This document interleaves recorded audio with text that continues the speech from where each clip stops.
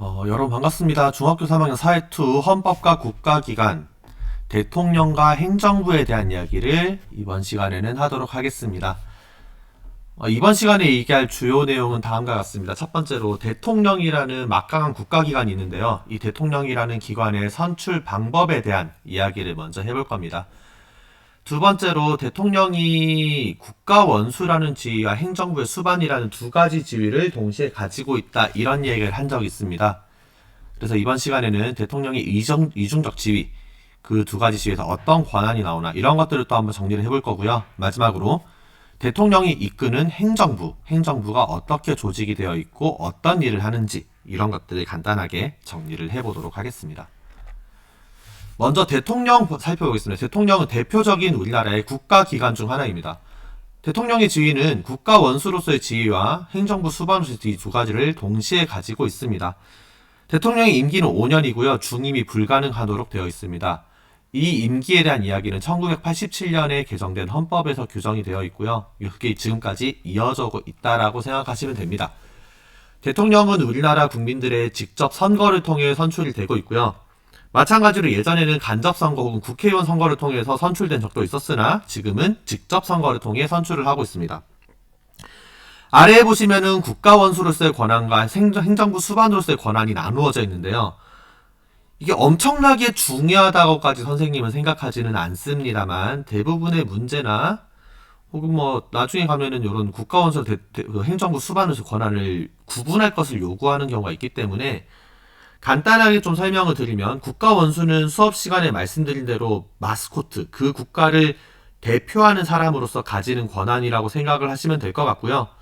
행정부 수반은 행정부를 이끄는 사람으로서 행정부를 굴리는, 운영하는 권한이라고 생각하면 될 것 같아요. 국가원수로서의 권한에서 우리가 좀 살펴볼 수 있는 게 첫 번째, 외교활동. 외교는 당연히 대표가 해야겠죠. 그리고 헌법기관.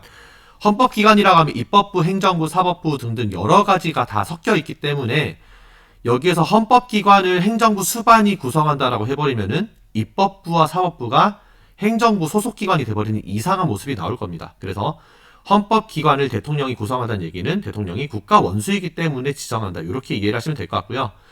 그리고 그 외에 국민투표, 긴급명령권, 계엄선포권, 이런 것들을 국가원수로서 가지고 있다, 우리가 정리를 해본 적이 있습니다.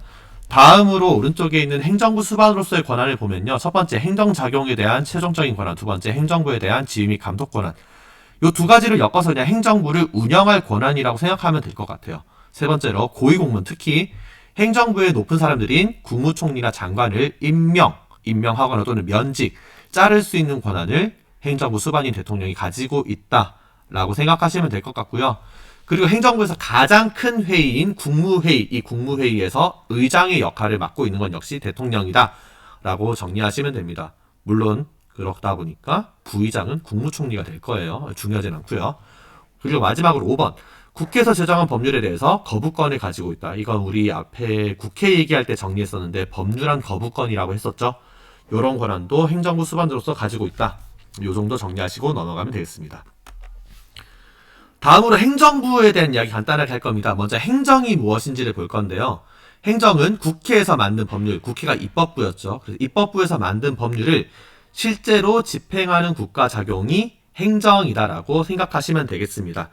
근데 요즘에는 행정이란 개념이 굉장히 커지고 있어서요. 법률을 집행하는 국가작용 외에도 국가가 추구하는 이런 공익들을 적극적으로 실현하기 위해서 정책을 만들고 실행하는 이런 여러 가지 국가작용도 행정이다라고 부르고 있습니다. 요 행정을 담당하는 부서가 행정부라고 생각하시면 되는데요. 그래서 행정부의 뜻 역시 행정작용 혹은 집행을 담당하는 국가기관이다라고 정의할 수 있습니다. 우리가 주변에서 볼 수 있는 대부분의 국가의 활동들은 다 행정부의 활동이고요. 이 행정부의 활동들은 공익활동, 공익을 실현하거나 국민의 편의, 안전, 이런 것들을 담당하는 일들이 대부분 해당된다라고 보시면 됩니다. 학교도 행정부고요. 군대, 경찰도 행정부고, 뭐 사회복지사들이 일하는 그런 것들 다 행정부하고 연관이 있는 그런 것들을 생각하시면 됩니다. 그래서 우리 생활에서 볼 수 있는 대부분 활동들은 행정부가 담당하고 있다라고 보시면 돼요. 수업 시간에 깊게 이야기를 하진 않았지만 행정국가화 현상이라는 단어는 한 번 정도는 봐둘만 합니다.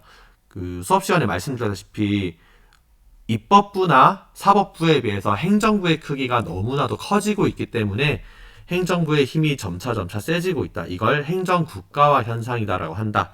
요 내용들은 한 번 정도 정리하면은 여러분들이 공부하는 데 큰 도움이 될 것 같아요.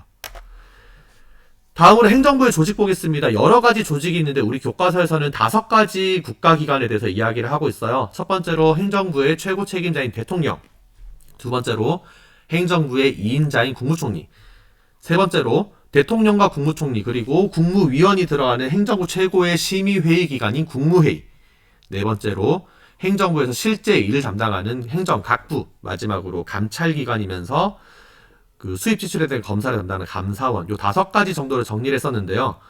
특히 이제 국무회의에서는 심의기관과 결정기관의 차이에 대해서 이야기를 많이 했었습니다. 심의기관은 논의만 진행되고 그 결과에 대해서 대통령이 반드시 따르지 않아도 되는 기관이다라고 설명을 드렸고요.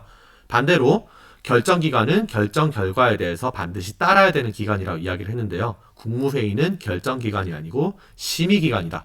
이 부분에 대해서 좀 정리를 해달라고 말씀을 드렸었습니다. 이 부분 좀 정리를 하시고요.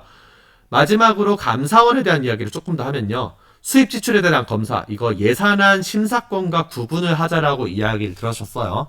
감사원은 수입과 지출에 대해서 검사 권한을 가지고 있다. 두 번째로 공무원의 직무에 대해서 감찰할 권한을 가지고 있다. 요 2가지 내용에 대해서 정리를 하자라는 말씀을 드렸습니다. 요 정도만 정리를 하면은 행정부의 내용에 대해서는 간단하게 정리가 될 것 같아요. 이거 이상으로 너무 깊게 하려고 하지 마시고요. 행정부는 파다 보면 내용이 너무 깊어지기 때문에 적당한 선에서 정리를 하시고 더 궁금한 사항이 있을 경우에 여러분들이 조금 더 공부를 하면 좋을 것 같아요. 오늘 배웠던 내용 간단하게 정리를 해볼게요. 첫 번째로 중요한 내용들은 대통령이 가지고 있는 이중적 지위였습니다. 이 이중적 지위는 국가의 대표인 국가 원수 그리고 행정부를 이끌어가는 사람인 행정부 수반의 지위, 이 2가지에 대해서 이야기를 같이 하자라고 얘기를 했었고요. 두 번째로 대통령의 임기와 선출 방법, 임기는 5년이고 선출 방법은 국민의 직접 선거였다. 이 2가지 내용에 대해서 좀 정리를 하셨으면 좋겠고요. 마지막으로 행정부의 조직과 담당 업무들에 대한 이야기를 했었습니다. 행정부 조직에서 특히 여러분들이 많이 정리를 해주셨으면 하는 건 아까 말씀드렸다시피 국무회의와 그리고 감사원에 대한 이야기, 이 2가지에 대한 이야기를 조금 더 해주셨으면 좋겠습니다.